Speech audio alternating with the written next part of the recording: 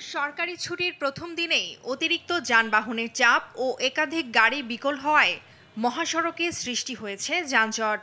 ঢাকা টাঙ্গাইল যমুনা সেতু মহাসড়কে এলেঙ্গা থেকে যমুনা সেতু পর্যন্ত ১৩ কিলোমিটার এলাকায় থেমে থেমে চলে যানবাহন।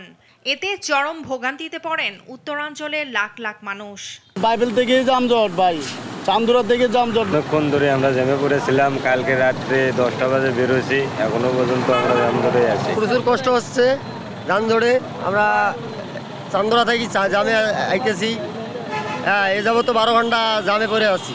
এদিকে সিরাজগঞ্জের যমুনা সেতু পশ্চিম মহাসড়কে যানবাহনের চাপ বাড়লেও যানজট বা ধীরগতি নেই। ঢাকা আরিচা ও নবীনগর চন্দ্রা মহাসড়কে ধীরগতিতে চলছে যানবাহন।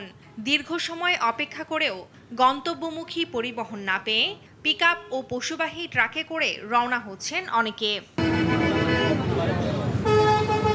গাজীপুরের টঙ্গী থেকে চান্দনা চৌরাস্তা পর্যন্ত 12 কিলোমিটার সড়কে যানবাহনের ধীরগতি দেখা যায়। বোর্ডবাজার বগুড়া বাইপাস, চান্দনা চৌরাস্তা, টঙ্গী স্টেশন রোড সহ বিভিন্ন এলাকায় সৃষ্টি হয় যানজট। কালিয়াকৈরের চন্দ্রা ত্রিমোড় ঘিরে কয়েক কিলোমিটার জুড়ে ধীরে ধীরে চলছে যানবাহন।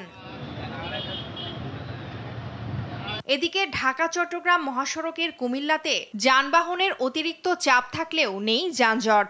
ভোগান্তি ছাড়াই ঘরে ফিরছেন মানুষ। দক্ষিণবঙ্গের প্রবেশপথ ঢাকা মাওয়া এক্সপ্রেসওয়ের মুন্সিগঞ্জ প্রান্তে দেখা যায় অতিরিক্ত যানবাহন। পদ্মা সেতুর টোল প্লাজায় যানবাহনের দীর্ঘ সারি দেখা যায়। ঘরমুখো মানুষের ঢল নেমেছে পাটুরিয়া দৌলতদিয়া ও আরিচা কাজিরহাট নৌরুটেও। সেই সাথে রয়েছে যানবাহনের চাপ, তবে কোনো রকম ভোগান্তি ছাড়াই পার হচ্ছেন ঘরমুখো মানুষ। টুম্পা আফরোজ, নিউজ ডেস্ক, দেশ টিভি।